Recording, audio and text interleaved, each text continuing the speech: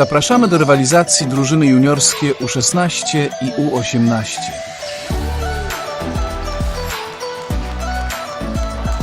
Rozegracie 7 meczów na zasadach NBA. Do dyspozycji sędziów Dolnośląskiego Okręgowego Związku Koszykówki będzie profesjonalny challenge.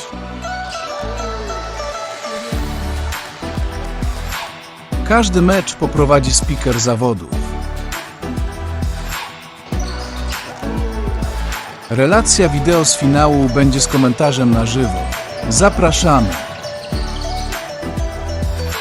Link do zapisów w opisie filmu.